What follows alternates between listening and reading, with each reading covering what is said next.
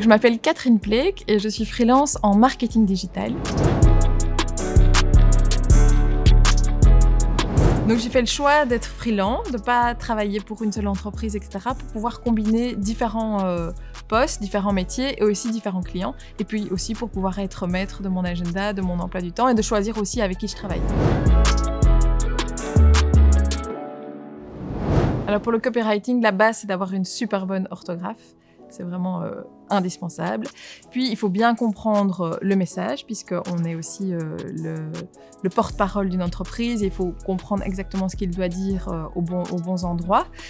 Et puis, il faut surtout aussi faire preuve de tone of voice. Donc, une entreprise plutôt institutionnelle, officielle, voudra avoir un discours sérieux, officieux, alors qu'une jeune marque qui se lance et qui veut un peu bousculer les codes va vouloir avoir un ton plus peps, plus dynamique. Et donc, il faut aussi comprendre quelles sont les valeurs et quel est l'ADN d'une marque pour refléter aussi cet ADN à travers l'écriture.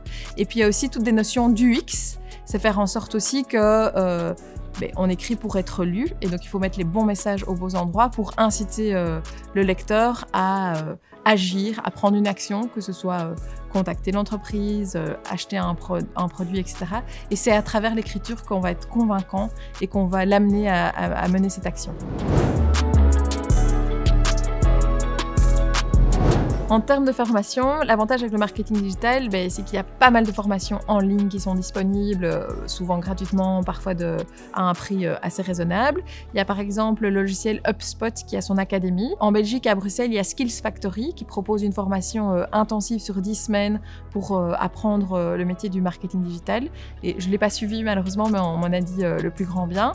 Puis après, il y a Google qui propose sa certification pour être expert en SEO. Il y a Facebook qui se propose son blueprint pour être aussi expert en performance. Il y a énormément de podcasts, énormément de blogs, il y a des livres. Et puis, la meilleure école, ça reste évidemment de tester à sa propre échelle, sur ses propres réseaux, son propre site web, et de voir effectivement ce qui fonctionne pas, et de se faire sa propre expérience.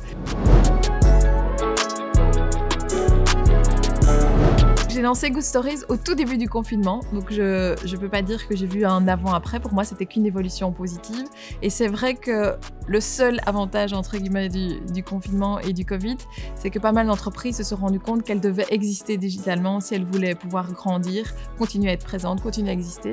Donc je pense que le marketing digital, c'est un des seuls secteurs qui a connu une croissance énorme pendant le confinement, puisqu'il y a vraiment eu un changement de mentalité par rapport à ça. Et donc pour mon activité, effectivement, c'est tout bénéfique. Alors mon conseil, c'est d'oser et de sauter.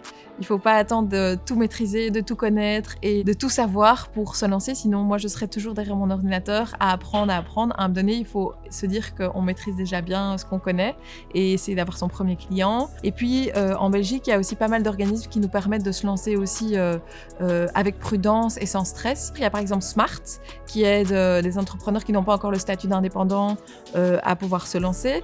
Il y a Job Yourself à Bruxelles. Il y a Jobin en Wallonie, qui permet en fait d'utiliser leur propre numéro de TVA dans un premier temps, pendant 1 an, et de tester son activité, de voir si on arrive à avoir des premiers clients, de voir si on arrive à les garder, de voir si son offre est adaptée, d'adapter ses prix en fonction, etc. Et puis, après 1 an de test, alors on peut décider de se lancer vraiment comme indépendant, ou bien finalement de se dire « c'est pas pour moi », et du coup chercher un emploi et se faire engager ailleurs.